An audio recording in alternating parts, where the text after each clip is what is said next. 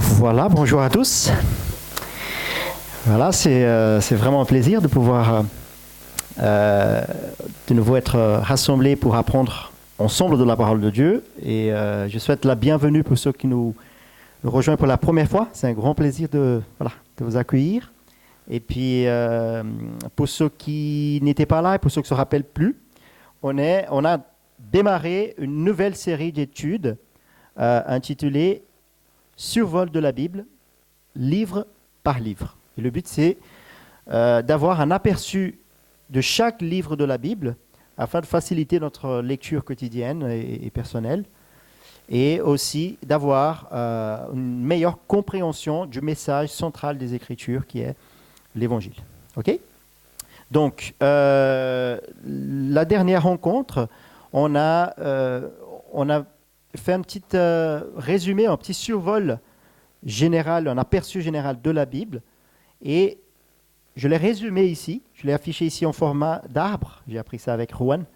Je ne savais pas dire arbre. Hein.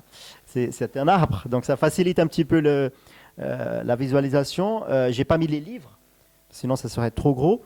Mais j'ai mis quand même les subdivisions pour qu'on puisse savoir où on est et où on va, pour qu'on puisse bien se situer. Okay ?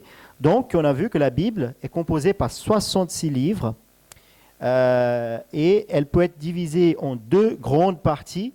L'Ancien Testament, composé, lui, par 39 livres, et le Nouveau Testament, composé par 27 livres. Okay ? Nous, on va commencer par le début, on va commencer par l'Ancien Testament. Et on a vu que l'Ancien Testament peut être divisé en trois grandes parties, lui aussi. La loi, ou la Torah pour les Juifs, pour nous aussi la Pentateuque, les 5 premiers livres de la Bible, les écrits et les prophètes. Donc, l'Ancien Testament peut être divisé en trois parties distinctes, la loi, les écrits et les prophètes. Et nous, on va se concentrer sur cette première partie. Ces 5 prochaines rencontres, on va être sur la loi, la Pentateuque, les 5 premiers livres de la Bible. Commençons aujourd'hui par le livre de la Genèse. Ok ? Donc on va démarrer par la prière. Seigneur Dieu, quelle grâce, quel privilège, Seigneur, d'être aujourd'hui devant ta parole, de pouvoir ouvrir ce livre, ce saint livre que tu nous as révélé par ton esprit, et qui parle de toi, Seigneur, qui parle du chemin à parcourir pour être éternellement avec toi. Et Seigneur, nous voulons te demander aujourd'hui que tu viennes, Seigneur éternel, nous aider à ouvrir nos yeux et nos cœurs dans cette étude, Seigneur éternel, pour contempler ta gloire. Nous ne voulons plus simplement encore une étude, encore des informations à emmagasiner dans notre cerveau, Seigneur. Nous voulons vraiment un cœur changé pour toi, pour ta gloire. Nous voulons vraiment vivre pour toi. Et Seigneur éternel, nous voulons contempler ta gloire.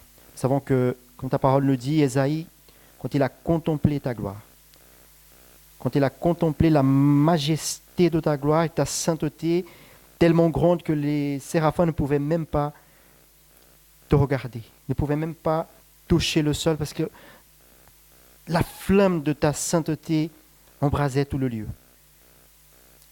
Ils étaient là, devant ta majesté, devant ta gloire. Et quand Ésaïe a contemplé tout cela, la seule chose qu'il a dit, c'est « Malheur à moi, car je suis un homme impur. » Et j'ai contemplé le roi, le Seigneur.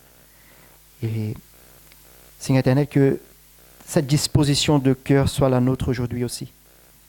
Qu'aucun sentiment d'orgueil, de vantardise vienne, Seigneur, se rapprocher de notre cœur, mais que nous puissions venir devant toi aujourd'hui, Seigneur éternel, conscients de ta sainteté, de ta majesté, de ta gloire.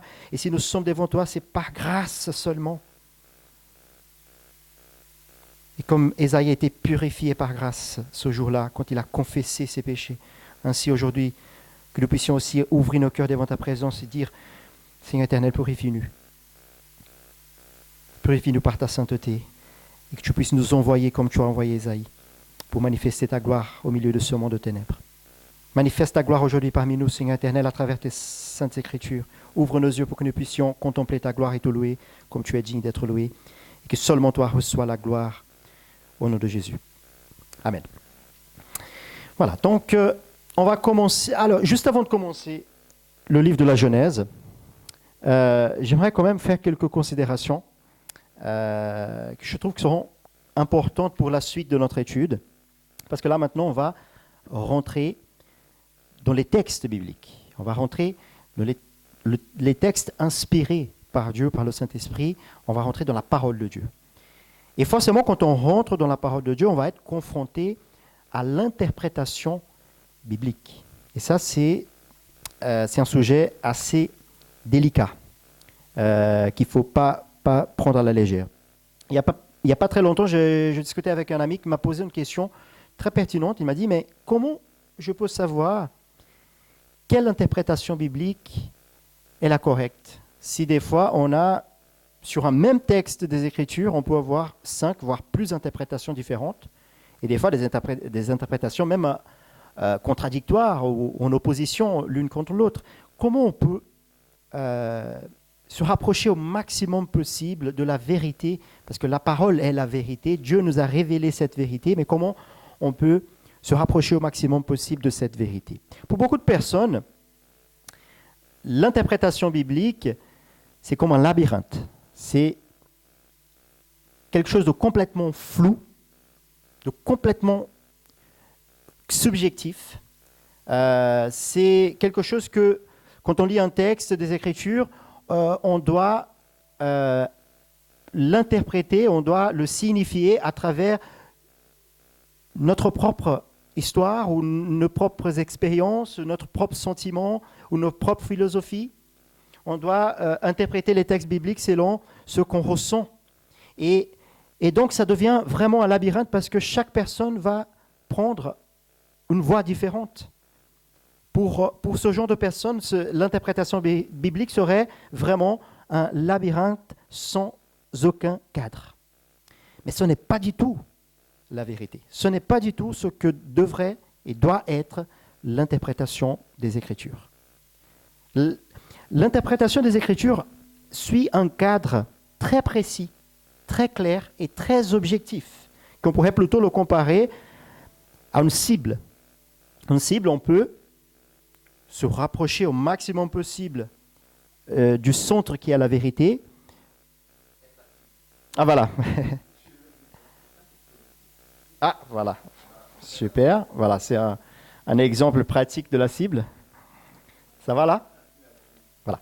Donc en fait, on pourrait plutôt le comparer à une cible. Donc on peut se rapprocher au maximum possible de la vérité qui est au centre, mais si on ne fait pas attention, si on ne respecte pas ce cadre, on peut aussi s'éloigner de plus en plus jusqu'à un point d'être complètement hors le message des Écritures, contraire à la parole de Dieu. Donc, il y a un cadre très clair, très objectif qu'on doit respecter.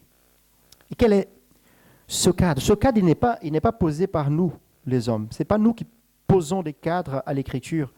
Ce n'est pas nous qui déterminons comment l'interpréter. C'est la Bible elle-même. C'est Dieu lui-même, à travers la révélation des Écritures, qui va nous mettre ce cadre. Qui pourrait me dire quel est ce cadre que l'Écriture pose pour nous permettre d'interpréter les textes bibliques? Le Saint-Esprit, certainement, il a révélé les Écritures et c'est lui qui nous conduit dans la vérité. Mais, quelqu'un a dit un mot? Contexte, voilà. Le Saint-Esprit, certainement, il a révélé les Écritures. C'est lui qui nous conduit vers la vérité parce que Jésus a dit, quand il a fait la promesse, je ne vais pas vous laisser orphelins, je vous envoie le Saint-Esprit, il nous conduira dans toute la vérité. Donc c'est lui qui nous éclaire, c'est lui qui nous permet une meilleure compréhension, il n'y a aucun doute. Okay? Mais le cadre posé par la Bible elle-même, c'est le contexte. Okay? C'est le contexte qui nous permettra de savoir si nous sommes ou pas dans la vérité, si nous sommes ou pas en train de comprendre les Écritures comme elles ont été révélées. Parce que Dieu, quand il a révélé, quand on prend un livre écrit par un auteur quelconque, on n'essaye pas de donner une signification extérieure à ce livre. Ce n'est pas nous qui imposons une signification à ce livre.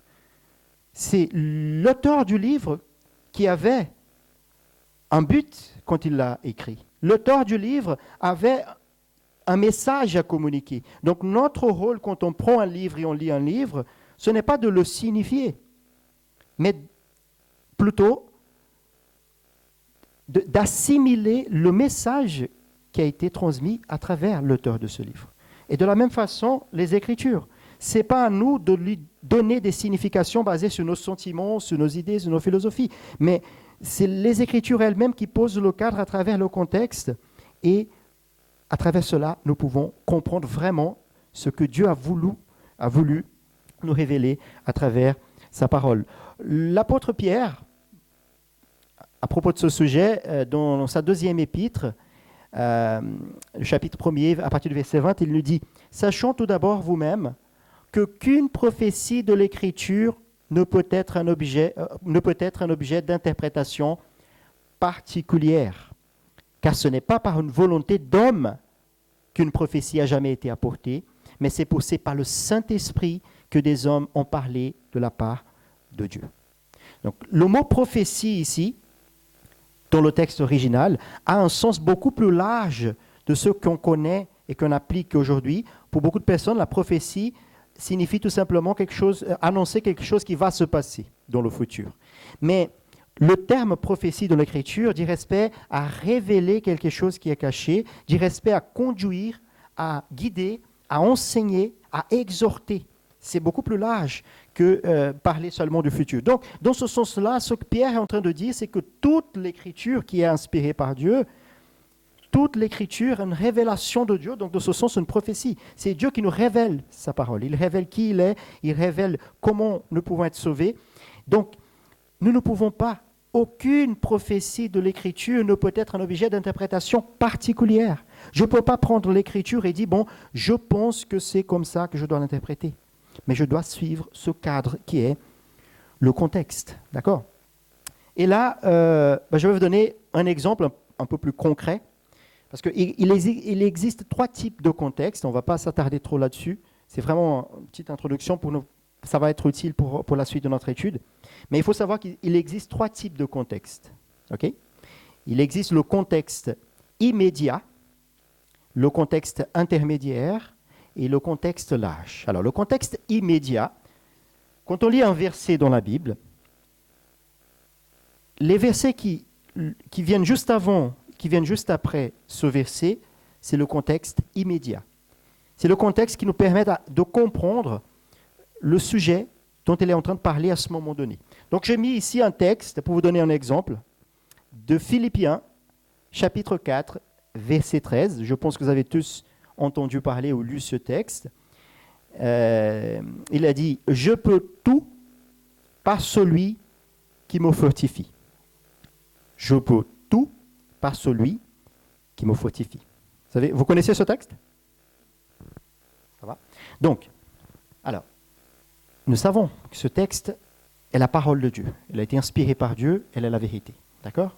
Maintenant, il est complètement hors contexte. Il est mis ici, mais on ne sait pas de quoi l'apôtre Paul, qui a écrit, est en train de parler ici. On ne sait pas ce qu'il a dit avant, on ne sait pas ce qu'il a dit après. Donc, imaginons que je prends ce texte, je l'enlève complètement de ce contexte, et je vais mettre ma signification à moi sur ce texte. Donc, je vais dire, bon, je peux tout par celui qui me fortifie. Donc, pour moi, ça signifie que si je suis chrétien, je peux tout avoir, je peux avoir tout ce que mon cœur désire. Si je suis chrétien, je peux devenir riche. Si je suis chrétien, je vais avoir la prospérité. Si je suis chrétien, Dieu va me donner tout ce que je souhaite. Parce que c'est écrit, je peux tout par celui qui me fortifie. Ça peut paraître un peu exagéré comme interprétation, mais c'est malheureusement exactement ce genre d'interprétation qui est à l'origine du mouvement qu'on connaît aujourd'hui comme le mouvement de la théologie de la prospérité.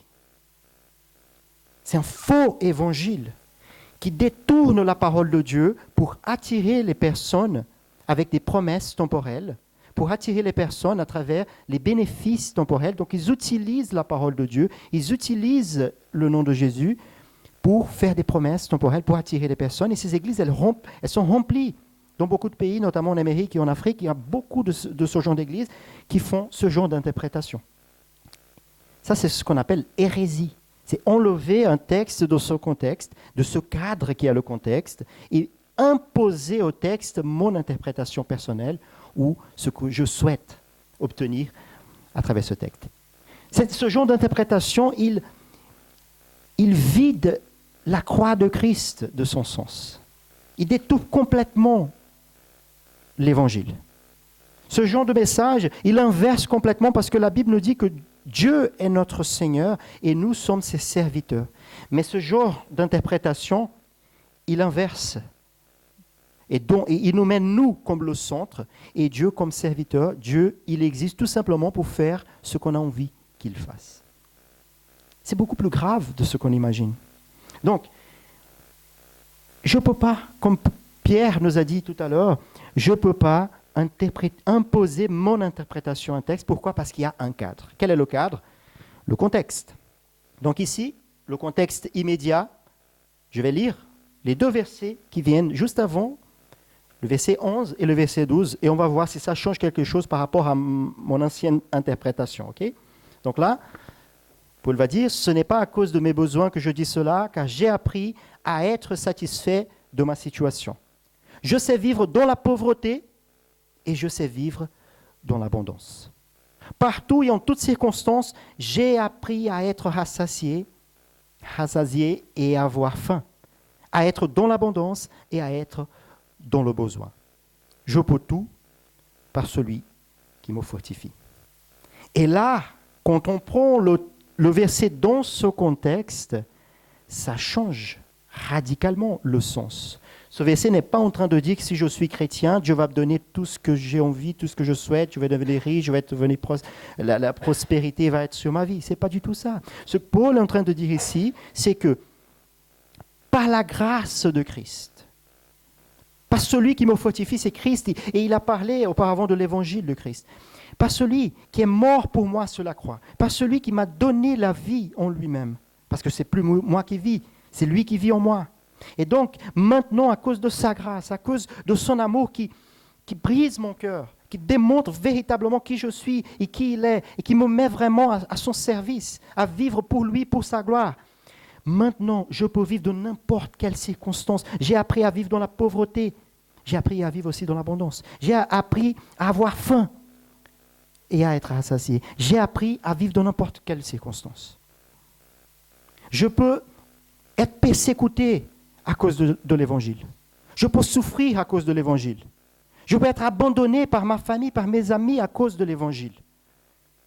Je peux être mis en prison, comme c'était le cas quand il a écrit cet épître. Paul, il était en prison en attendant son jugement qui allait culminer avec sa mort par décapitation. Je peux être en prison pour amour à Christ. Je peux mourir pour amour à Christ. Je peux tout supporter. Pourquoi ? À cause de celui qui me fortifie. Je peux tout supporter, tout souffrir par celui qui me fortifie. Ça change radicalement l'interprétation. Et c'est juste le contexte. Je viens de lire 2 versets juste avant. On n'est pas allé plus loin. OK ? Donc, le contexte, il est le cadre que Dieu lui-même a laissé à travers son esprit quand il a inspiré les personnes à écrire les Écritures.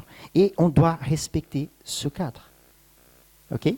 Quand, des fois, il y a des textes qui sont un peu plus difficiles et le contexte immédiat ne nous permet pas de saisir tout le sens de ces textes. Donc à ce moment-là, il faut aller un peu plus loin et là, on a le contexte intermédiaire. Des fois, il faut lire le chapitre, quelques chapitres du livre, ou même tout le livre pour comprendre vraiment de quoi l'auteur est en train de parler. Et pour finir, on a aussi le contexte large, et c'est surtout ce contexte-là qui va nous intéresser dans notre étude. Le contexte large des Écritures, c'est en fait tout ce que l'Écriture enseigne concernant un sujet déterminé.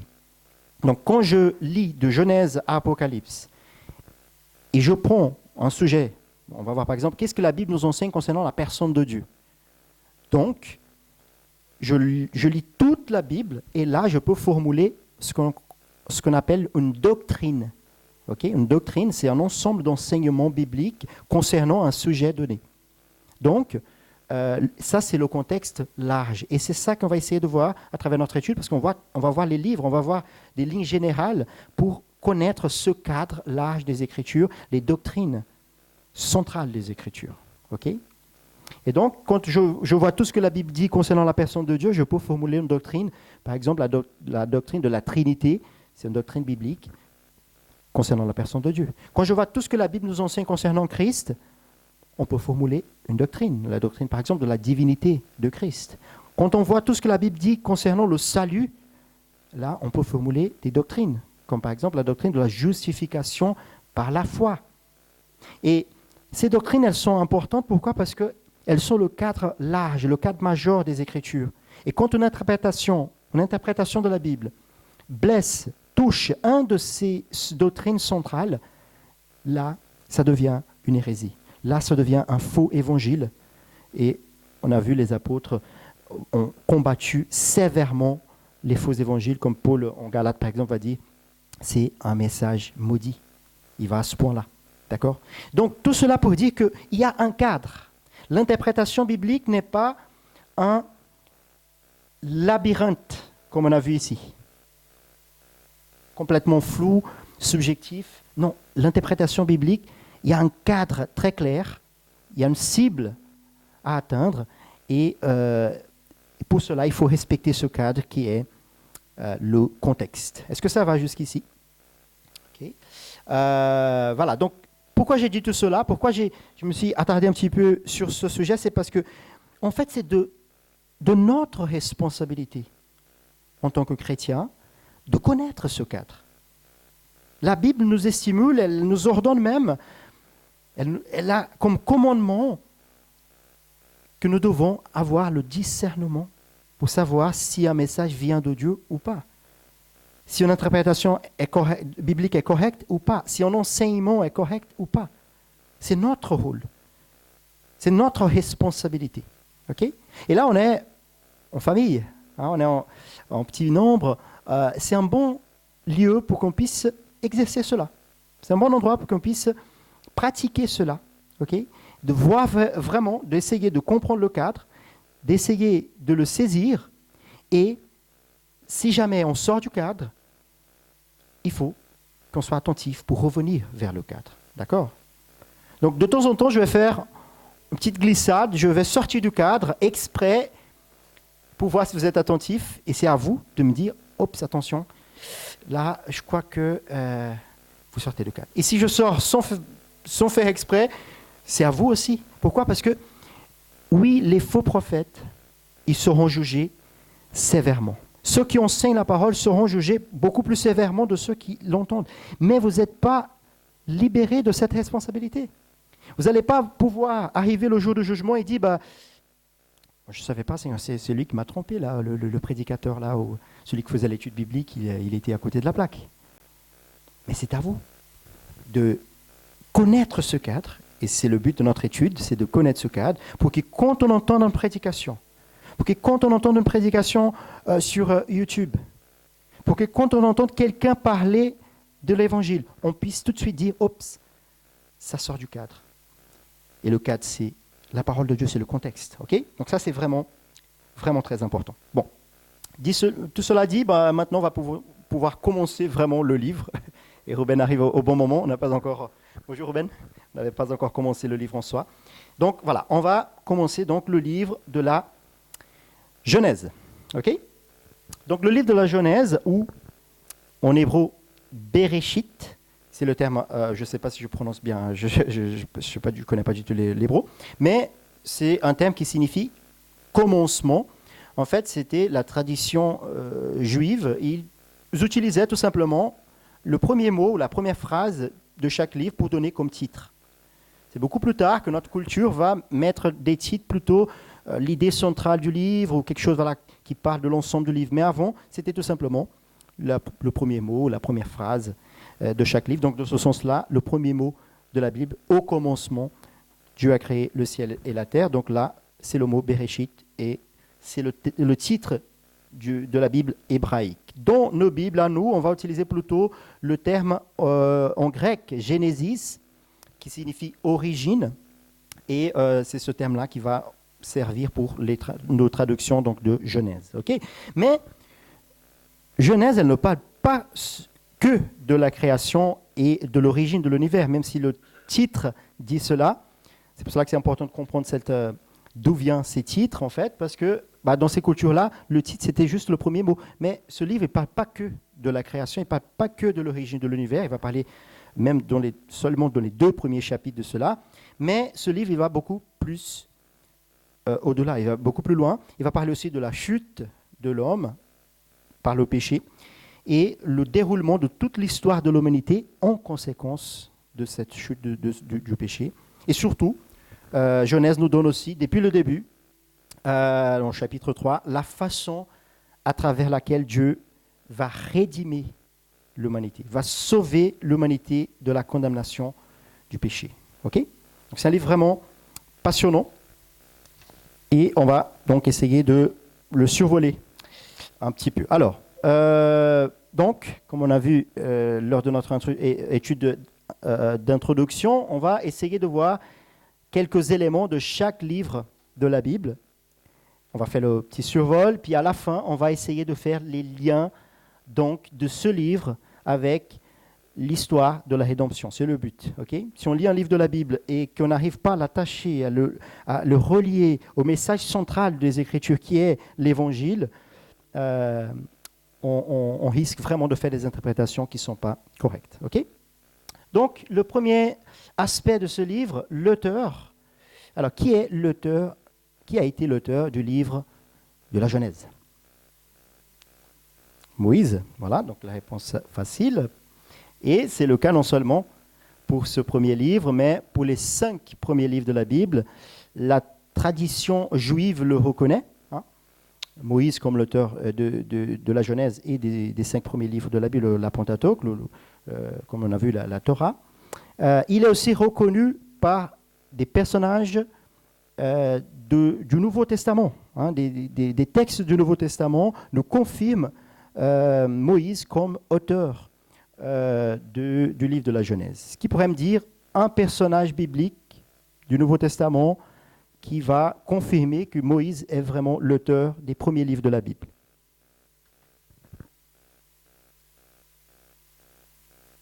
Un personnage très célèbre, Jésus, tout simplement. Donc Jésus lui-même donne témoignage comme Moïse était l'auteur de ce premier livre. On a en Luc 24, verset 27 par exemple, Jésus était, après la résurrection, il était au chemin d'Emmaüs avec les disciples et puis il discutait avec eux. Et donc c'est écrit au verset 27, « Alors commençons par les livres de Moïse et parcourons tous ceux des prophètes.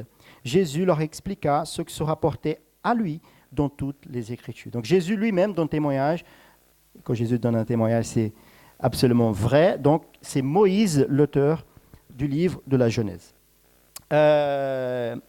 L'époque, la période que ce livre a été écrit, bon, comme j'ai dit, ce n'est pas vraiment important les chiffres, mais le plus important pour nous, c'est le contexte. Alors, c'était aux environs, c'était au 15e siècle avant Jésus-Christ, à peu près entre 1446 et 1406. Mais ce qui est important pour nous, c'est le contexte dont il vivait à ce moment-là, quand ce livre a été écrit. Pourquoi? Parce que, bien évidemment, le livre de la Genèse va traiter des choses très profondes, très en détail. Mais nous savons que Moïse n'était pas là. Moïse n'était pas au Jardin d'Éden, par exemple, pour voir la chute. Moïse n'était pas au long de la vie des patriarches. Donc, il y a quelque chose qui se passe là pour que Moïse puisse nous transmettre ces paroles. Donc, il faut bien comprendre le contexte. Et le contexte du livre de la Genèse, c'est le livre d'Exode.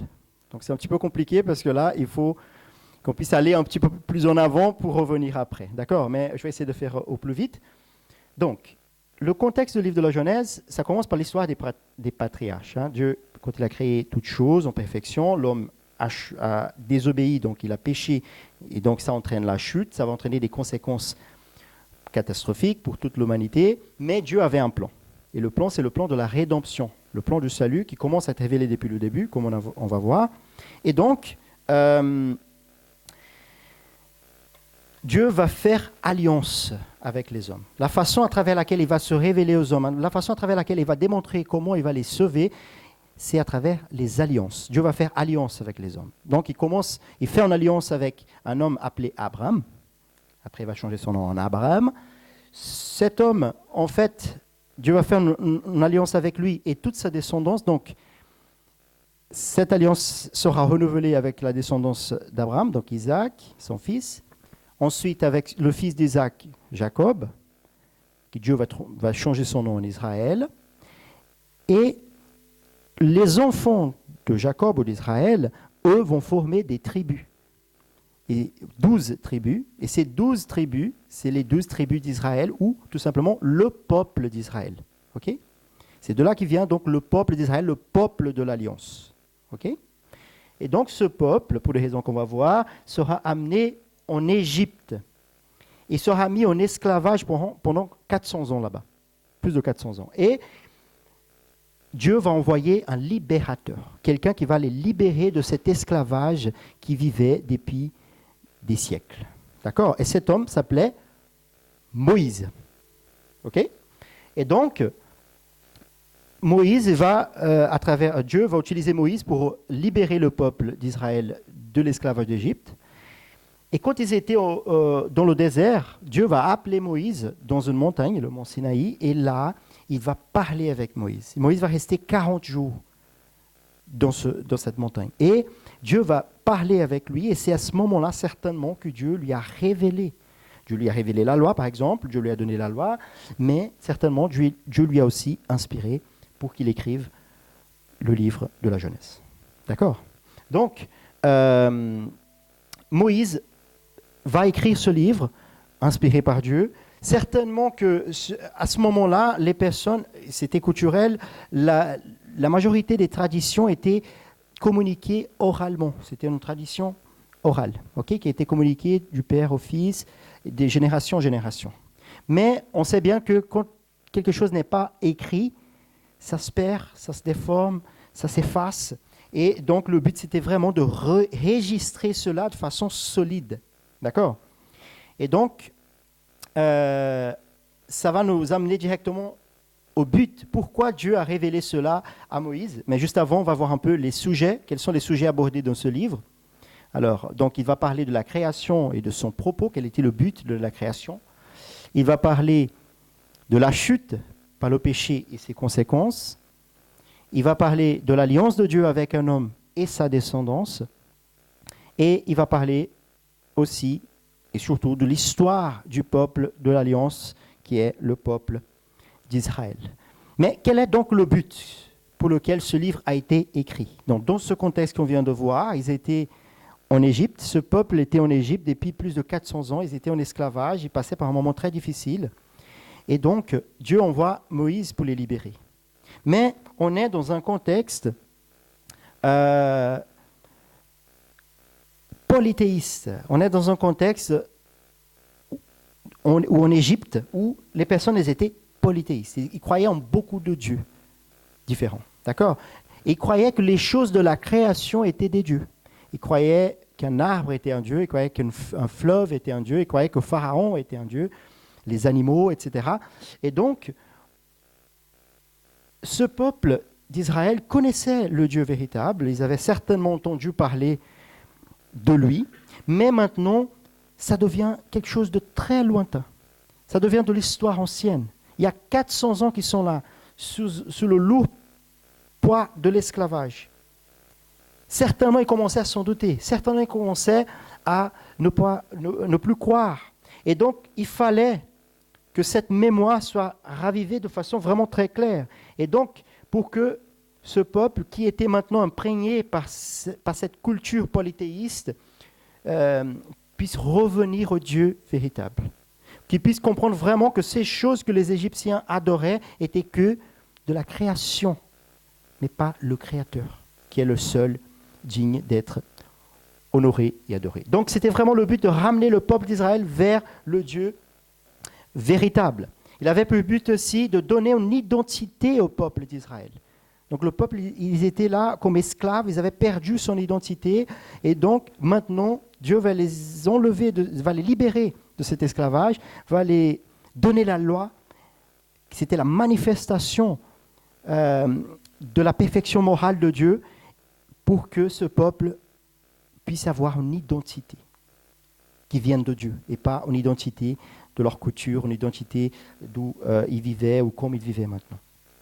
Et puis, finalement, le but c'était aussi d'encourager le peuple dans le désert à persévérer dans la foi. Donc c'est pour cela que Dieu va donner à Moïse cette mission d'écrire et de transmettre au peuple toute cette histoire qui parlait de ses ancêtres, qui parlait d'eux-mêmes, quelque part parce qu'ils viennent des patriarches, et qui parlait surtout de la souveraineté de Dieu au long de l'histoire. Ils étaient là sur l'esclavage, mais comme on va voir, Dieu avait déjà prévu cela aux patriarches, qu'ils allaient être dans cette situation. Dieu ne les avait pas oubliés. Dieu n'a pas perdu le contrôle de la situation. Tout cela faisait partie du projet éternel de Dieu. Okay? Donc ça, c'est en gros les éléments principaux du livre. Là maintenant, on va commencer un petit peu le plan du livre. Et ça, c'est vraiment un survol général, juste qu'on puisse comprendre un peu de quoi il parle. Donc, on va voir du chapitre 1 au chapitre 2, c'est une introduction qui va nous parler de la création du ciel et de la terre. Alors, pour beaucoup de personnes, ça peut être assez frustrant quand ils lisent Genèse 1, parce que souvent, les personnes, elles attendent de Genèse un traité scientifique prouvant l'existence de Dieu ou donnant des explications de pourquoi et de comment Dieu a fait les choses, pourquoi il a fait les choses. Et ce n'est pas du tout le but. Ce n'était pas du tout le but quand Dieu a inspiré Moïse pour écrire.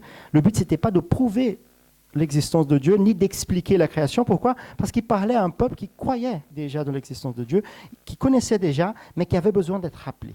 D'accord ? Dieu n'a pas pour but ici de prouver. Dieu a pour but tout simplement de révéler sa personne, de se révéler comme le créateur de toutes choses. Et donc, il n'a pas besoin de donner trop de détails, trop d'explications. Il le dit simplement. Pourquoi ? Parce que c'est sa parole qui a le pouvoir de nous transformer, de nous faire croire. Ce n'est pas des explications très, très élargies. D'accord ? Donc, il va nous parler de la création au premier chapitre. À partir du chapitre 2, verset 4, il va reprendre la création, mais un peu plus détaillé maintenant avec un focus sur la création de l'homme et de la femme.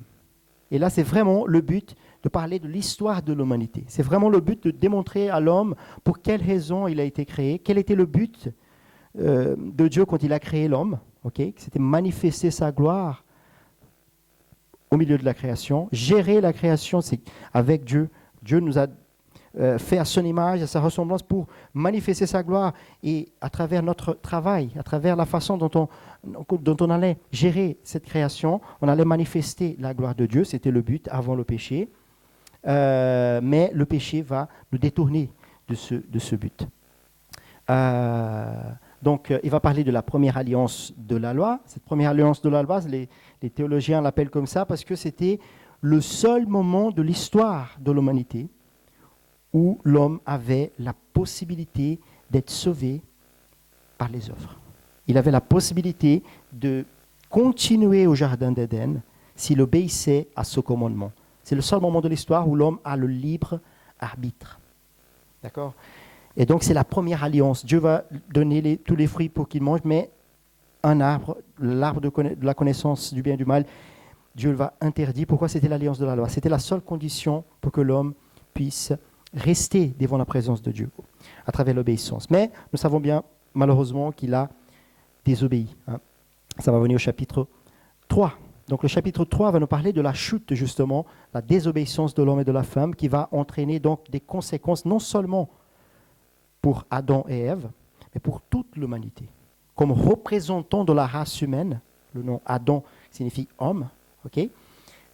Comme représentant de cette race, maintenant, nous tous, nous sommes sur la même condamnation d'Adam et Ève. Nous tous, nous sommes maintenant coupables de cela et nous souffrons la conséquence de la chute. Okay? Et la conséquence donc, de la chute immédiate, au chapitre 4, on va voir l'escalade du péché et la dépravation de l'homme sur les générations suivantes. Donc Adam et Ève, ils ont essayé de cacher leur péché, ils ont essayé de culpabiliser l'un à l'autre. Hein. Donc Adam va culpabiliser la femme va culpabiliser le serpent, mais indirectement, les deux, ils vont culpabiliser Dieu, parce qu'ils vont dire, bon, c'est la femme que tu m'as donnée, et Ève va dire que c'est le serpent qui a évidemment été créé par Dieu. Donc, mais là, les choses vont se dégrader, ça va se dégénérer. Et donc, on voit Caïn qui vient, la prochaine génération, et va tuer son frère. On voit après Lémec, le petit-fils de Caïn, qui va tuer 2 hommes. Il va faire même un chant pour se vanter de cela, d'avoir tué des hommes. Donc on voit vraiment la dépravation du cœur de l'homme qui va arriver dans des situations vraiment catastrophiques. Mais au milieu de tout ça, on voit aussi de l'espoir. On voit au milieu de cette génération déchue par le péché, on voit une génération des élus justifiés à travers la naissance de Seth. Seth, c'était l'enfant qui est né après le décès d'Abel, quand Caïn a tué Abel. Donc, après, Ève, elle a eu un enfant, elle l'a appelé Seth. Et c'est de Seth que viendra le Messie. Et donc, c'est l'accomplissement immédiat de Genèse 3.15. Genèse 3.15, donc depuis le début des Écritures, comme je disais tout à l'heure, l'Évangile a été exposé. Depuis le début des Écritures, Dieu a laissé clairement la façon à travers laquelle il allait rédimer, sauver l'humanité et vaincre le mal. Okay? Et donc Genèse 3.15, si vous avez vos Bibles, lisez, je ne l'ai pas affiché ici, c'est une prophétie où Dieu va annoncer ce qui va se passer par la suite. Après la chute, après le péché, il y aura des conséquences pour l'homme, pour la femme, pour le serpent, pour toute la création. Mais Dieu va dire que il y aura de l'inimitié entre la descendance du serpent et le descendant de la femme. Et le serpent va mordre le talon du descendant de la femme, mais le descendant de la femme va écraser sa tête, la tête du serpent, va vaincre le mal, va vaincre celui qui introduit le péché, qui introduit le mal. Donc, ça c'est une prophétie, c'est ce que les théologiens appellent le proto-évangile. C'est la semence de l'évangile qui va germiner d'ici. Pourquoi ? Parce que c'est de ce verset, Genèse 3.15, que toute l'histoire biblique va fluir. Okay ?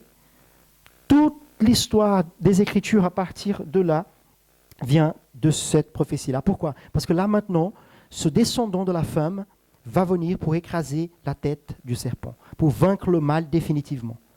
Mais le problème, c'est qu'on ne sait pas quand est-ce on ne savait pas en tout cas, les personnes de l'Ancienne Alliance ne savaient pas quand cela allait arriver. Donc ça pourrait être n'importe qui, ça pourrait être Caïn ou Abel. Et même le serpent, le diable ne savait pas. C'est pour ça que probablement, quand il a vu que Dieu a accepté le sacrifice d'Abel et pas celui de Caïn, il a dit, bon, c'est peut-être celui-là qui va écraser ma tête, donc il faut agir. Donc il a instigé Caïn à tuer Abel. Et ça va être comme ça toute la Bible. Et c'est pour ça aussi qu'il y a beaucoup de généalogies dans l'Ancien Testament, et ça commence déjà dans le livre de la Genèse. Pourquoi ? Parce que le but de ces généalogies, ce n'est pas qu'on puisse mémoriser chaque nom, mais c'est de démontrer que Dieu est en train d'agir au long de l'histoire, de génération en génération, pour amener celui qui va écraser la tête du serpent, pour amener le descendant de la femme, l'accomplissement de la promesse que Dieu a fait en Genèse 3.15. Ça va jusqu'ici ? C'est juste un survol, hein, donc c'est pour ça que ça va un peu plus vite. On ne rentre pas trop dans les détails. Hein. Après, donc, on va voir souvent cela. Il parle des générations, des hommes qui sont nés, et tout d'un coup, il prend quelqu'un de cette génération et il va faire un zoom sur lui. Et là, la génération, il va compter qu'à partir de lui, comme si les autres n'existaient pas. Tandis que ça continue à grandir. OK ? Mais il ne s'intéresse pas aux autres générations. Pourquoi ? Parce qu'il s'intéresse vraiment à la génération du descendant de la femme, de celui qui va venir pour écraser la tête du serpent. Donc il va reprendre ici la généalogie d'Adam, mais il va faire un zoom sur la généalogie de Seth. Et donc on a la lignée pieuse de Seth, cette génération élue par Dieu, à travers laquelle viendra le Messie, donc Jésus-Christ, qui est venu de Seth, comme on voit dans le Nouveau Testament, Seth est compté dans la généalogie de Jésus. Mais même cette lignée, elle n'est pas complètement libre du péché. Ce sont des hommes comme nous. Ils étaient tous pécheurs. La différence entre Seth et Caïn, c'est que Dieu, par grâce, a choisi Seth pour, à travers lui, faire venir le Messie. Par grâce, Dieu a choisi de se révéler à travers cette génération. Mais ils étaient aussi pécheurs. Et la preuve, c'est qu'ils vont se mélanger avec la génération de Caïn. Et puis, on va voir une escalade du péché qui va culminer dans un jugement. Le jugement de Dieu à travers le déluge, dans le chapitre 6. Okay? Et là, on va voir donc, il va zoomer donc maintenant cette histoire. L'histoire du déluge, donc il va commencer par l'histoire de Noé du chapitre 6 au chapitre 9. Il parle d'une préparation pour le déluge, au moment où Noé va construire l'arche, il va annoncer la venue du déluge. Donc le déluge, c'est un symbole très clair du jugement de Dieu qui va être déversé. D'accord ? Et l'arche, le symbole de Christ, à travers lequel nous pouvons se reposer en lui pour être sauvés. Donc là, on a au chapitre 7, verset 11 jusqu'au chapitre 8, verset 19, le déluge en soi, le jugement de Dieu venant sur la terre à cause du péché, mais on a aussi le salut. Il y a ce contraste en fait à travers l'arche et ceux que Dieu a choisis pour entrer dans l'arche. Et après le déluge, on a l'alliance que Dieu va faire avec Noé et sa famille qui seront donc les futures générations de la terre. Donc on a la continuité ou la continuation de l'humanité à travers les enfants de Noé. OK ? Ensuite, je vais vous envoyer après les slides, voilà, comme ça vous pouvez faire des notes et tout. Ensuite, on a donc les enfants de Noé, donc Sem, Cam et Japheth. On a un chapitre qui va parler de donc ces deux, maintenant que toute la terre sera peuplée. Donc on a la répartition des peuples au chapitre 10, mais bizarrement, on a de nouveau au chapitre 11 l'escalade du mal et du péché en Babylone.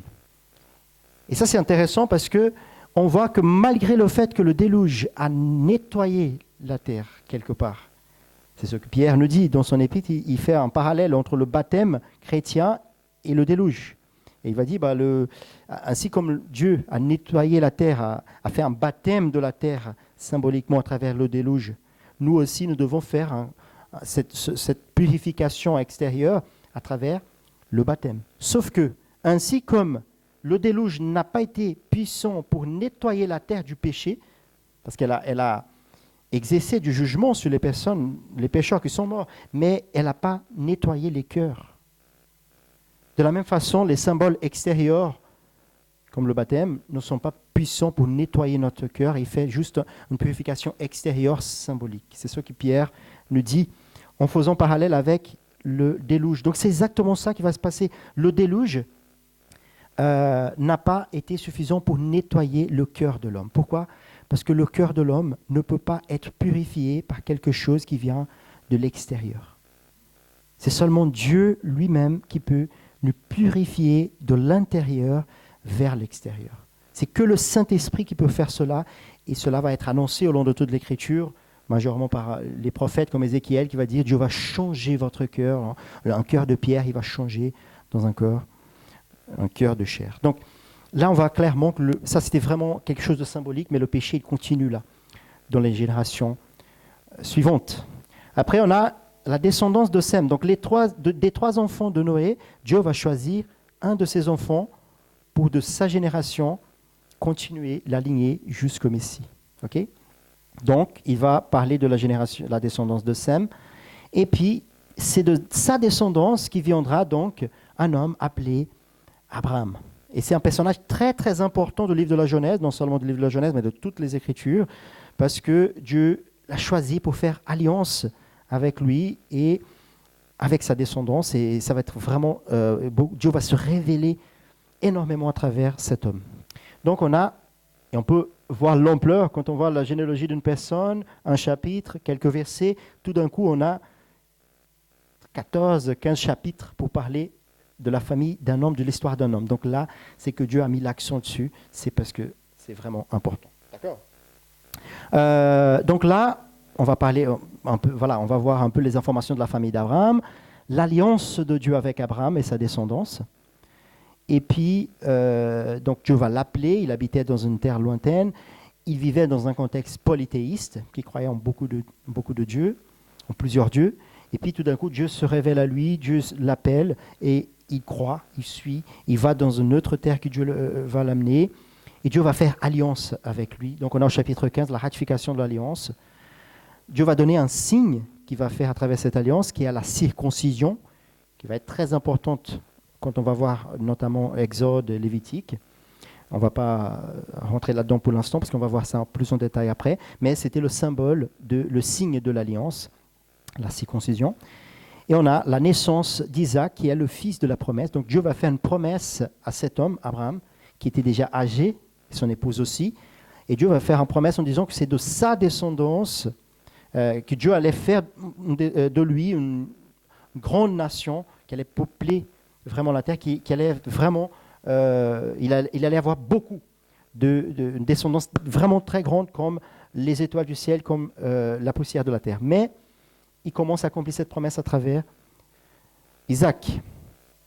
Et Dieu va donner sa bénédiction sur Abraham au chapitre 22. Donc, on va s'attarder un petit peu ici sur le chapitre 15. Okay, on a vu ici le chapitre 15, c'est la ratification de l'alliance. Et ça, c'est un verset, un passage qui est très, très important à comprendre, parce que ça va être vraiment crucial pour comprendre l'Évangile.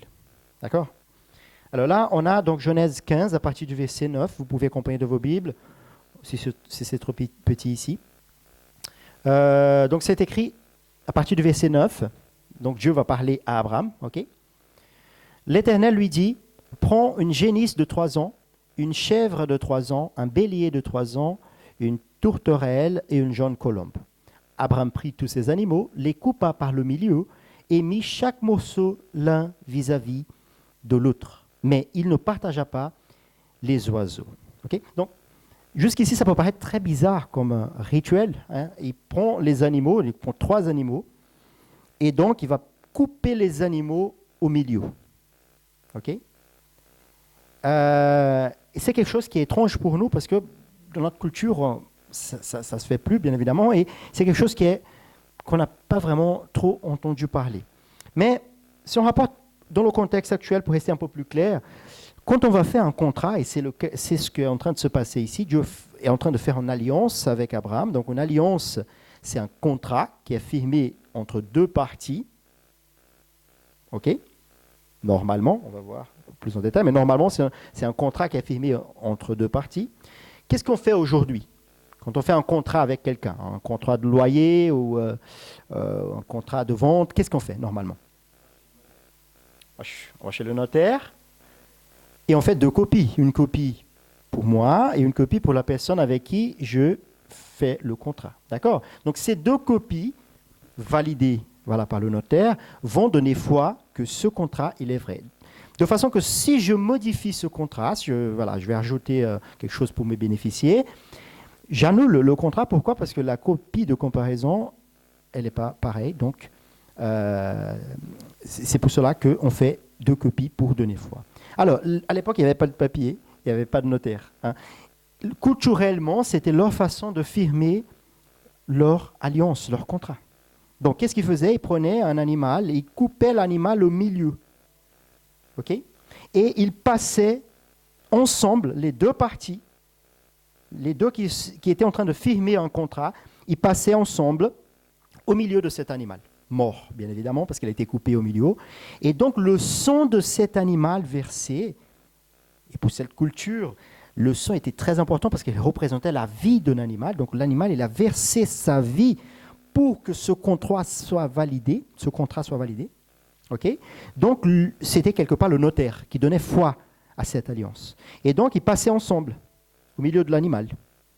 Et à partir de ce moment-là, on devenait redevant à cet animal de sa vie si je brisais cette alliance. Si je n'accomplissais pas ce contrat, cet animal, le sang de cet animal versé était un témoin contre moi.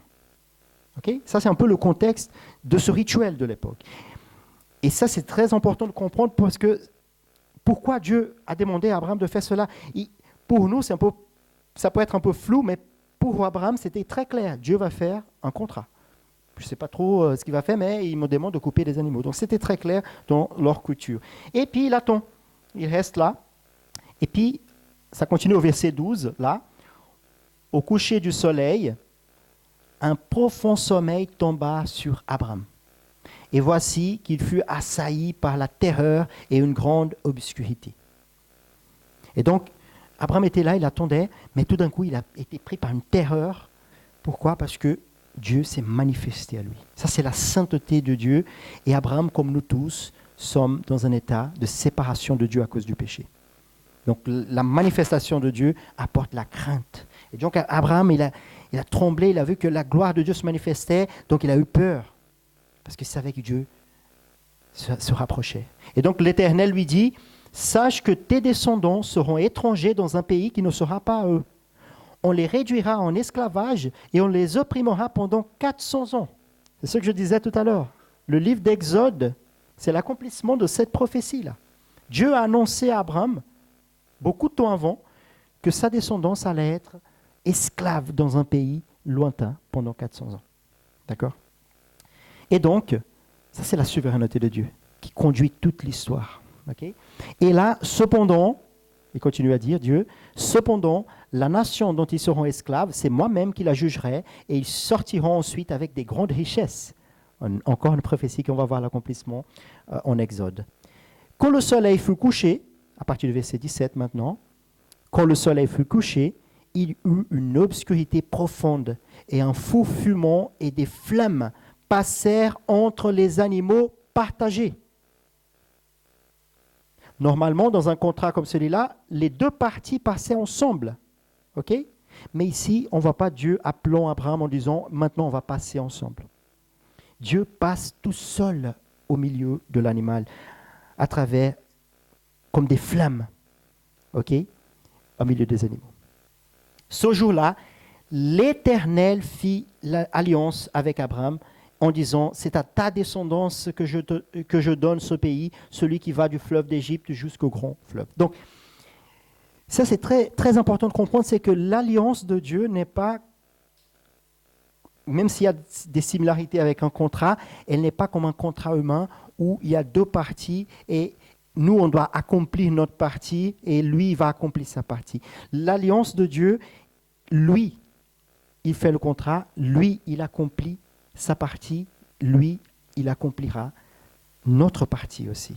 C'est ça qu'il est en train de démontrer ici. Donc cette alliance, c'est une alliance qui vient de lui seulement. D'accord ? Et nous, on peut la recevoir uniquement par la foi, comme on va voir tout à l'heure. Mais ce n'est pas Abraham qui passe avec Dieu, parce que sinon, il devenait donc redevant à Dieu d'être obéissant, et bien évidemment, il allait briser la loi, et il allait être puni pour cela. Mais Dieu va passer. Pourquoi ? Parce qu'il démontrait qu'il allait accomplir aussi la partie d'Abraham. Il allait accomplir aussi notre partie. Et bien évidemment, on sait bien qui l'a accompli. Jésus-Christ. Hein. C'est lui qui a accompli la partie de Dieu, l'homme parfait qui accomplit la loi de Dieu sans péché, comme aucun de nous pourrait le faire, mais il prend sur lui nos péchés et il accomplit aussi notre partie. Payons le prix sur la croix. Okay ? Donc c'est vraiment important ce passage parce qu'il parle de cette alliance. Et là, c'est vraiment des lignées, hein, des choses qui ne sont pas très claires pour l'instant, mais ça va devenir beaucoup plus clair par la suite du texte biblique, mais que c'est important de comprendre depuis le début. Okay? L'alliance de Dieu est établie ici, et Dieu se révèle à travers son alliance, et c'est lui qui accomplit l'alliance. Ensuite, on continue donc le plan. On a donc, à partir du verset 20 du chapitre 22, on a la transition maintenant d'Abraham vers sa descendance qui est Isaac, son fils. Donc il va se marier avec Rebecca, il aura un héritage et après Abraham, il est mort au chapitre 25. Mais on a ici Ismaël. On a 6 versets pour parler d'Ismaël. Ismaël était aussi enfant d'Abraham. C'est un personnage important, mais qui ne sera pas compté dans la lignée. Pourquoi ? Parce que ce n'est pas lui le fils de la promesse. Le fils de la promesse, c'est Isaac. D'accord ? Ismaël, en fait, il avait fait une promesse à Abraham, mais quand Dieu fait une promesse, il faut faire confiance en lui. Quand Dieu fait une promesse, il faut attendre en lui. Comme on a vu, c'est lui qui a passé au milieu des animaux. Il n'a pas attendu Abraham pour passer avec lui. C'est lui qui accomplit. Mais il était comme nous, beaucoup de fois anxieux, son épouse aussi. Ils étaient un peu pressés et donc ils n'ont pas attendu l'accomplissement de la promesse. Ils ont essayé d'aider Dieu. Et donc de là va naître Ismaël, qui n'est pas fils de son épouse, était fille de l'esclave. C'était une coutume de l'époque. Hein. Et donc Ismaël va naître. Il va aussi être une grande nation, père d'une grande nation, mais il n'est pas l'enfant de la promesse. Et donc la Bible ne va pas donner trop d'emphase sur lui. Mais sur la lignée d'Isaac, donc on voit ici 6 versets pour parler d'Ismaël, mais on a 10 chapitres pour parler de la lignée d'Isaac. Pourquoi ? Parce que c'est de cette lignée qui viendra celui qui va écraser la tête du serpent. Donc, on a l'alliance qui est renouvelée avec Isaac.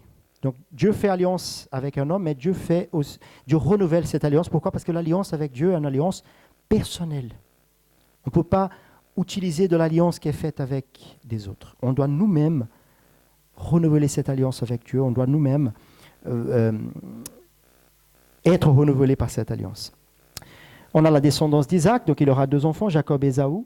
Et Jacob va être choisi entre les deux pour être la lignée qui va donner suite. Donc on a la bénédiction de Jacob et son exil. L'exil, c'est que lui, ainsi comme Abraham, lui et sa mère, ils n'ont pas non plus su attendre. Ils ont essayé d'aider Dieu et donc ils ont essayé de détourner Isaac pour prendre la bénédiction. Donc Jacob va devoir fuir son frère Ésaü à cause de cela. Il va payer le prix parce que tous les péchés ont des conséquences. Mais la grâce de Dieu va se manifester aussi à travers lui. Et on a donc, à travers lui, on aura, à travers ses enfants, les pères tribaux d'Israël. Les pères tribaux, c'est-à-dire que c'est une personne qui, à travers lui et sa famille, ça va tellement grandir qu'il va devenir une grande tribu, une grande population qu'à l'époque ils appelaient une tribu. D'accord ? Donc, ces pères tribaux vont former les 12 tribus d'Israël ou le peuple d'Israël. D'accord ? Et puis, Dieu va changer donc le nom de Jacob en Israël. C'est pour cela que c'est le peuple d'Israël, mais c'est le même Jacob.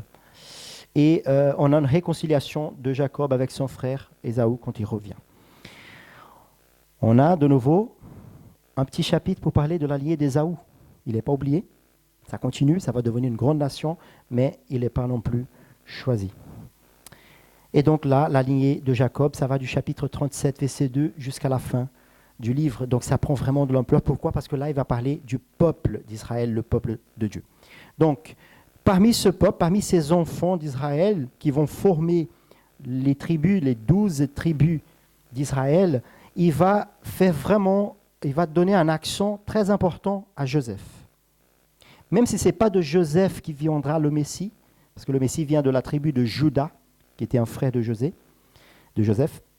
Mais Joseph est vraiment un symbole très très important parce qu'il va servir comme une figure, un symbole de Christ, une préfiguration. Ça, c'est un concept qu'on va voir souvent apparaître dans l'Ancien Testament. Une préfiguration, c'est un symbole, c'est une personne ou une histoire qui va symboliser Christ ou son œuvre, ou un aspect de son œuvre. Okay ? Mais il n'est pas parfait. Il n'est pas, c'est comme un ombre, en fait. Elle n'est pas parfaite, elle est un peu différente. Elle pointe vers le vrai, le véritable, mais elle est imparfaite. Donc tous les symboles sont imparfaits, mais ces symboles servent à nous révéler le parfait qui allait venir, qui est Jésus-Christ. Donc, l'histoire de José, elle est très importante. En résumé, José, il va être vendu par ses propres frères qui avaient de la jalousie contre lui. Il va être, lui, amené comme esclave en Égypte et il va être mis en prison là-bas. Mais Dieu va les libérer de cette prison et il va passer de la prison, de l'état de prisonnier, d'un esclave prisonnier, il va être le gouverneur de l'Égypte. Je ne vais pas détailler toute l'histoire ici, parce que c'est trop loin, mais je vous invite à lire donc, à partir du chapitre 37. Et donc, à partir du chapitre 37, verset 2. Et donc, Joseph, lui, il va être mis comme gouverneur de l'Égypte. Et il y aura une grande famine sur la terre. Et c'est lui qui aura la responsabilité de ramasser du blé pendant la période d'abondance. Mais quand la famine est venue, il n'y avait pas de blé dans toute la terre. Il y avait une grosse sécheresse. Beaucoup de gens avaient la famine intense. Et ils sont tous allés vers l'Égypte pour chercher du blé. Et inclus ses frères, qu'il avait vendus comme esclaves. Donc c'est une belle histoire. Et surtout une histoire de grâce, parce que lui, au lieu de les écraser, il va les pardonner. Et il va même démontrer à eux que c'était Dieu a transformé le mal en bien. Dieu a fait de quelque chose qu'ils avaient fait avec un mauvais cœur. Ils avaient vendu leurs propres frères pour être esclaves. Mais Joseph a dit, Dieu a permis tout cela. Il a changé le mal en bien pour votre bien. Pourquoi ? Parce que maintenant, vous allez survivre à cause de ce que Dieu a fait à travers moi. Donc, et non seulement les frères de Joseph, mais beaucoup de nations, toutes les nations autour de l'Égypte vont survivre à cause de cela. Et c'est un symbole très clair, on va voir tout à l'heure, de l'œuvre de Christ. Et on a la transition, 4 chapitres de transition entre Genèse et Exode. C'est justement cette migration, en fait, du peuple d'Israël en Égypte, où on voit Jacob qui va bénir ses enfants, les 12 tribus d'Israël, avant de mourir. Ensuite, il va mourir en Canaan, la terre où il habitait avant. Et Joseph aussi, lui, après, va mourir en Égypte, mais il va faire une prophétie avant de mourir que tout le peuple allait revenir vers Canaan. Okay ? Donc ça, c'est vraiment un survol général du livre. Et là, maintenant, on va, dans ces minutes finales, s'intéresser au lien avec la rédemption. De quelle façon cette histoire qui parle des gens qui ont vécu dans une époque très lointaine, qui avaient des rituels très particuliers, d'un peuple spécifique qui a vécu vraiment sur la terre, qui étaient des nomades, qui sont devenus une grande nation, le peuple d'Israël, et qu'on entend encore parler aujourd'hui. De quelle façon cette histoire-là a un lien avec nous et avec la rédemption.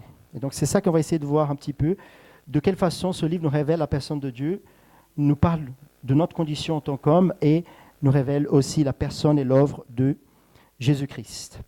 Alors, on voit qu'à côté de la malédiction amenée par la chute du péché, nous trouvons tout de suite, depuis le début de la Genèse, la première allusion à l'œuvre de la rédemption, comme on a dit tout à l'heure, et j'ai remis ici, je n'avais pas affiché tout à l'heure, donc Genèse 3,15, « Je mettrai inimitié entre toi et la femme, entre ta postérité et sa postérité, et celle-ci t'écrasera la tête, et tu lui blesseras le talon. » Donc Dieu va donner l'espoir, le mal va être vaincu. Mais il y a beaucoup de choses qui vont se passer avant cela, et Dieu va symboliser cela, la façon à travers laquelle il allait nous rédimer, nous sauver, nous pardonner. Donc en Genèse 3, 21, on voit ici la couverture du péché à travers la mort d'un animal. Donc l'Éternel Dieu fit à Adam et à sa femme des habits de peau et ils les ont revêtis. Si on lit bien le texte et avant, on voit que l'homme et la femme, après le péché, ils ont honte, ils ont eu peur, ils ont essayé de se cacher et ils ont construit des habits avec des feuilles de figuier pour se couvrir. C'était le symbole du péché, en fait. C'est pas que la nudité elle est mauvaise en soi, mais la nudité représente ici le fait que l'homme maintenant il est dénudé devant Dieu, il est dans un état de honte devant Dieu, et donc il a besoin de se couvrir d'une façon ou d'une autre. Il va essayer de le faire avec ses propres moyens, ses propres forces, comme beaucoup de personnes qui essaient de se sauver eux-mêmes à travers leurs propres œuvres, leurs propres efforts ou les rituels religieux. Mais Dieu va depuis le début dire la façon à travers laquelle nous pouvons être couverts de nos péchés, c'est si lui-même nous couvre à travers les habits de peau, et c'est bien évidemment ici le symbole de ce que Christ a fait pour nous sur la croix. La justice de Christ qui nous couvre. Et bien évidemment, cet animal, il a fallu qu'il meure, qu'il verse son sang pour que l'homme et la femme puissent être couverts. Et de la même façon, Christ est mort sur la croix pour couvrir nos péchés. Et on voit cela qui va être transmis de génération en génération. Déjà au chapitre 4, Abel, de son côté, en fit une des premiers-nés de son troupeau et de leur graisse. L'Éternel porta un regard favorable sur Abel et sur son offrande. Dieu démontrait déjà le sacrifice acceptable pour lui, pas à cause d'Abel en soi, mais de sa grâce qui allait à travers le sacrifice d'un animal. Donc on voit ici le sacrifice de remplacement, le sacrifice substitutif. Il allait couvrir le péché. Christ est présent dès les premiers versets de la Genèse. On a vu au commencement, Dieu a créé le ciel et la terre. Et au verset 3, il s'est dit, Dieu dit que la lumière soit et la lumière fut. Et l'apôtre Jean, quand il écrit son évangile, il commence son évangile remettant directement à Genèse 1. C'est les mêmes paroles qu'il utilise, sauf qu'en grec. Donc il dit, au commencement, quel commencement? Genèse 1, je ne l'ai pas affiché ici, Genèse 1, au commencement, Dieu créa le ciel et la terre. Et après, donc il a dit que la lumière soit et la lumière fut. Donc ici, c'est la révélation de Dieu, parce que ici, le soleil, la lune, les étoiles n'étaient pas encore créées ici, elles seront créées seulement au 4e jour, mais là, on est au premier jour de la création. Donc cette lumière ici, c'est la révélation de Dieu, c'est Dieu qui se révèle, qui devient maintenant perceptible à nous, premièrement à travers la création, comme le dit l'apôtre Paul en Romains 1, il se révèle à travers la création, il se révèle à travers les prophètes et les Écritures, mais finalement, il se révèle de façon parfaite à travers son Fils, Jésus-Christ. Dieu s'est fait chair. Donc là, il va dire, au commencement était la parole, ou le verbe, selon la traduction, et la parole était avec Dieu, et la parole était Dieu. Elle était au commencement avec Dieu. Toutes choses ont été faites par elle, et rien de ce qui a été fait n'a été fait sans elle. En elle était la vie, et la vie était la lumière des hommes. La lumière nuit dans les ténèbres, et les ténèbres ne l'ont point reçue. Donc, ici, on voit déjà, depuis le début de la Genèse, on voit Christ. C'est lui, parce que le verset 14, il nous le révèle. Verset 14, il dit « Et la parole a été faite chair, et elle a habité parmi nous, pleine de grâce et de vérité, et nous avons contemplé sa gloire, une gloire comme la gloire du Fils unique venu du Père. » Donc, Christ est le créateur de toutes choses. Il est le Verbe, il est la parole, il est la source de la vie. Il est la lumière du monde qui nous éclaire, qui nous révèle de façon parfaite la personne de Dieu. Comme l'apôtre Paul nous dit en Colossiens, on lui habite corporellement toute la plénitude de la divinité. Christ est aussi l'arche qui sauve de la colère de Dieu. En Genèse 6, on voit la colère de Dieu qui est déversée à travers le déluge, mais on voit aussi l'arche qui va sauver Noé et sa famille. Et nous voyons donc ici la justice de Dieu dans le jugement du déluge, mais également l'élection et la vie par la foi qui justifie l'homme, par grâce, à travers les exemples de Noé et d'Abraham. En Genèse 6, 8, on voit « Mais Noé trouva grâce aux yeux de l'Éternel ». Noé était un homme juste et intègre dans son temps. Noé marchait avec Dieu. Donc on ne doit pas interpréter cela comme Noé, il a reçu le salut par mérite, comme s'il méritait le salut, parce que sinon ce mot-là n'aurait aucun sens. Il trouva grâce aux yeux, et grâce, c'est un cadeau immérité. Okay? Il trouva grâce. Pourquoi il était juste et intègre? Parce qu'il marchait avec Dieu. De la même façon, Abraham, Genèse 15, 6, Abraham fit confiance à l'Éternel, et à cause de cela, l'Éternel le déclara juste. La justification par la foi, qui dans le Nouveau Testament va être largement éclairée. Donc, nous voyons ici la grâce de Dieu se manifester à travers l'élection de quelques hommes au long de l'histoire. L'histoire d'Isaac, elle place devant nous le fils bien-aimé du Père qui doit être offert en sacrifice. Et on a ici Genèse 22. On ne va pas tout lire, sinon on va prendre beaucoup de temps, mais vous lisez attentivement à la maison ce passage qui nous parle donc d'Isaac, le fils d'Abraham, le fils de la promesse, et Dieu va demander à Abraham de le sacrifier, de l'amener dans une montagne pour le tuer en sacrifice. Donc Dieu dit, à partir du verset 2 du chapitre 22 de la Genèse, Dieu dit, prends ton fils, ton unique. Donc j'ai mis en jaune ici les similarités entre ce qui va se passer ici et l'œuvre de Christ. Okay? Comme j'ai dit, c'est un symbole, c'est une préfiguration de l'œuvre de Jésus-Christ. Donc, prends ton fils, ton unique, celui que tu aimes, Isaac. Va-t'en au pays de Morija et là, offre-le en holocauste sur l'une des montagnes que je te dirai. Donc, il se leva, Abraham, bon matin, et puis il fondit du bois pour l'holocauste. Donc, le bois, c'était sur lequel il allait être brûlé, il allait mourir, ok, ce bois. Est parti pour aller au lieu que Dieu lui avait dit. Le 3e jour, Abraham, levant les yeux, vit le lieu de loin. Abraham prit le bois pour l'holocauste, le chargea sur son fils Isaac et porta dans sa main le feu et le couteau. Et ils marchèrent tous deux ensemble. Tous les deux ensemble. Alors Isaac, parlant à Abraham, son père, dit « Mon père ». Et il répondit « Me voici mon fils ». Isaac reprit « Voici le feu et le bois, mais où est l'agneau pour l'holocauste ?» Et là, pardon ? J'ai pas compris. Ah oui, c'est très fort, c'est vraiment un passage très très fort. Et là, cette réponse d'Abraham, c'est une réponse que souvent, on parlait tout à l'heure de contexte, souvent est utilisée hors contexte. Donc, qu'est-ce qu'Abraham dit ? Abraham répondit, mon fils, Dieu se pourvoira lui-même de l'agneau pour l'holocauste, Dieu pourvoira. Et beaucoup de fois, j'entends des prédications, des gens qui disent Dieu pourvoira et ils parlent de choses matérielles. Dieu pourvoira la bénédiction, Dieu pourvoira l'argent. Dieu... Mais ce n'est pas du tout ça. Dieu pourvoira l'agneau pour l'holocauste. Comme vous avez dit c'est un texte qui est très touchant. Il ne faut pas jouer sur la parole de Dieu. Hein. Donc c'est vraiment, il allait donner son fils en sacrifice, mais il avait la foi que Dieu allait pouvoir cet holocauste. Pourquoi ? Parce que Dieu avait fait une promesse.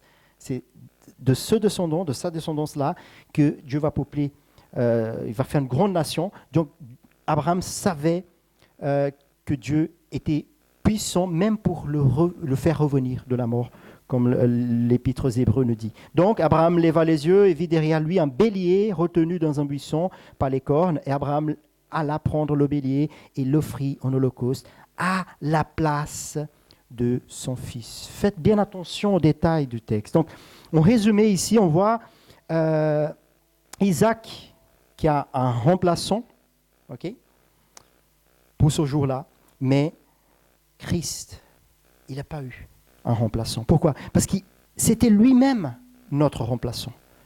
Il a dû subir, lui, la colère de Dieu. Il était chargé du bois de la croix.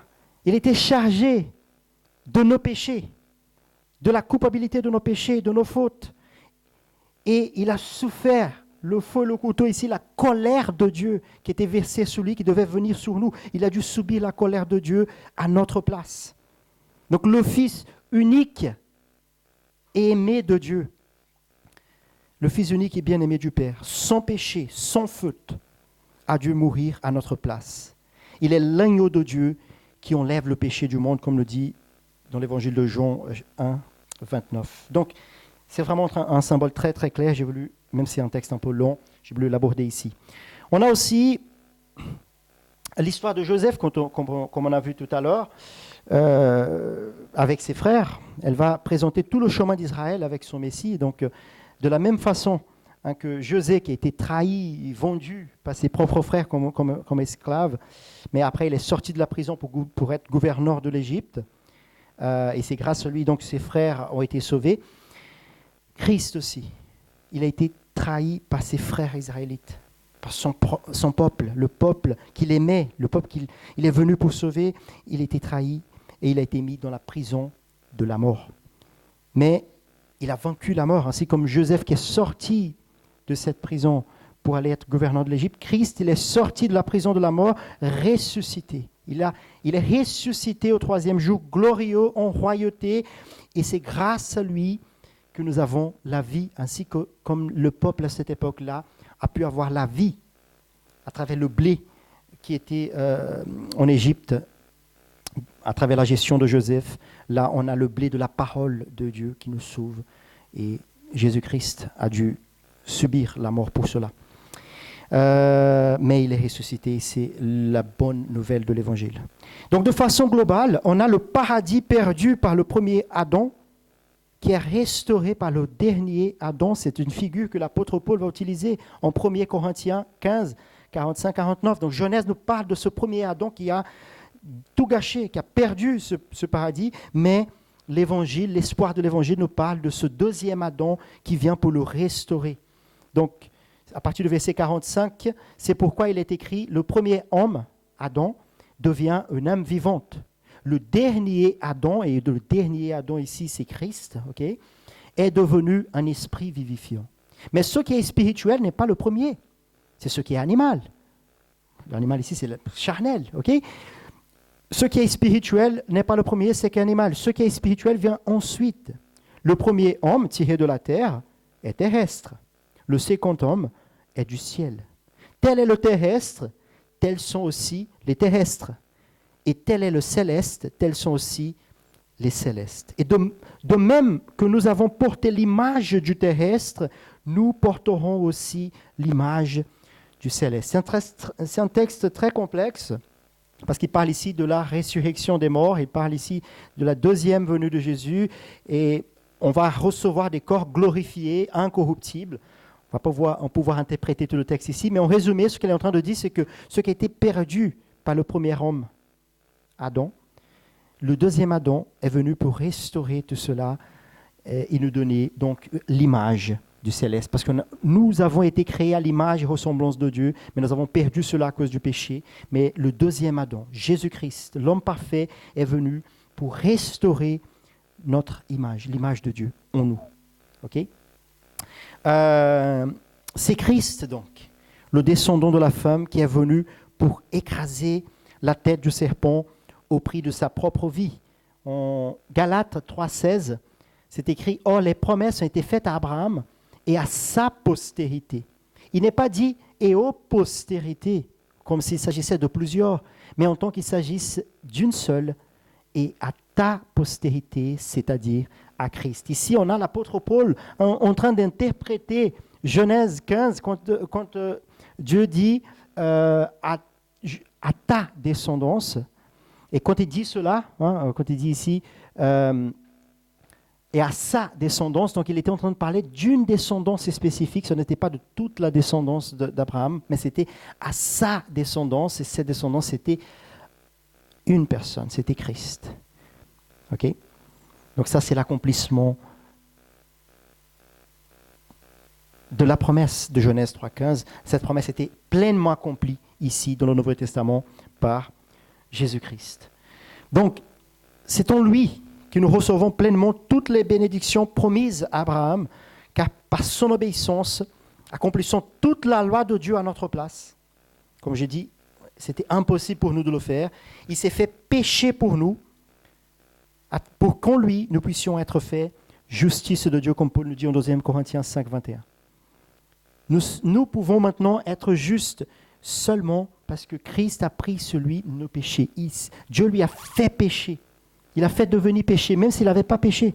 Mais il a pris sur lui nos péchés, il a subi la condamnation qui nous était due pour que nous puissions être justifiés devant Dieu.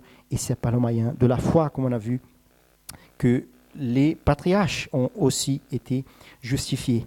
Et pour conclure, on a quelque chose qui semble ne pas vraiment central, mais on voit même dans les détails Dieu se révélant à nous, Dieu révélant son Fils et son œuvre à nous depuis le début des Écritures. On voit en Genèse 2, 24, le mariage va être institué par Dieu, au principe, entre Adam et Ève, et cela était déjà un symbole, et c'est Paul qui le dit, c'est Paul qui interprète de cette façon, c'est pas moi, c'était déjà un symbole de l'union entre Christ et son épouse, l'Église. Donc on voit dans l'Éphésiens 5, 31-32, Paul reprend Genèse 2, 24. C'est pourquoi l'homme quittera son père et sa mère et s'attachera à sa femme, et les deux deviendront une seule chair.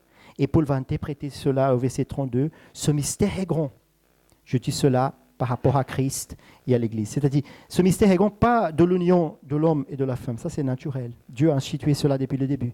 Le mystère, ce mystère qui est grand là, c'est que cela, même dans ce détail, Dieu était déjà en train de révéler l'œuvre de la croix, l'œuvre de la rédemption, l'union de Christ et son Église. Donc, depuis le début, depuis la Genèse, Dieu est en train d'écrire une histoire qui conduit jusqu'au repos éternel en Jésus-Christ. Et c'est ça vraiment que j'aimerais pour cette étude qu'on puisse prendre ce temps, et après c'est à vous de me dire, peut-être Diboué, il faut peut-être raccourcir un petit peu une partie ou faire différemment d'autres parties, c'est à vous de me le dire. Mais le but vraiment, on ne va pas s'attarder sur trop de détails dans le livre pour qu'on puisse prendre un peu plus de temps justement sur ces passages-là qui nous amènent donc à l'évangile de Christ. Donc quand on va lire le texte, quand on va lire le livre de la Genèse, il faut vraiment qu'on puisse contempler la gloire de Christ à travers ce livre. Dieu est en train de se révéler à nous depuis le début. Il est en train de révéler son alliance éternelle depuis le début. Et c'est à nous de le chercher. C'est comme quand on cherche des pierres précieuses. Ça ne va pas venir au premier coup de pioche, c'est ça? Voilà, merci. On va pas réussir des pierres précieuses comme ça. Il faut creuser profondément. Et ça fait lourd des fois. Ça peut être un peu fatigant. Mais le but, c'est vraiment qu'on puisse contempler. Pas cette image-là, mais contempler l'alliance que Dieu fait avec nous par grâce, et il a révélé entièrement dans les Écritures, au long de toute l'Écriture. Et quand on va lire, non seulement le livre de la Genèse, mais quand on va lire à la maison, chaque livre de l'Écriture, qu'on puisse se poser ces questions, de quelle façon ce livre est en train de me révéler la personne de Christ, de quelle façon je peux aujourd'hui apprendre à contempler la gloire de Dieu et le glorifier comme il est digne d'être glorifié à travers les Saintes Écritures. Okay, donc on va prier pour remercier Dieu pour ce premier livre qui nous a donné la grâce d'étudier ensemble. Et on va prier pour que Dieu aussi puisse nous donner la force de continuer et de ne pas s'arrêter là. Donc, sentez libre si vous voulez prier.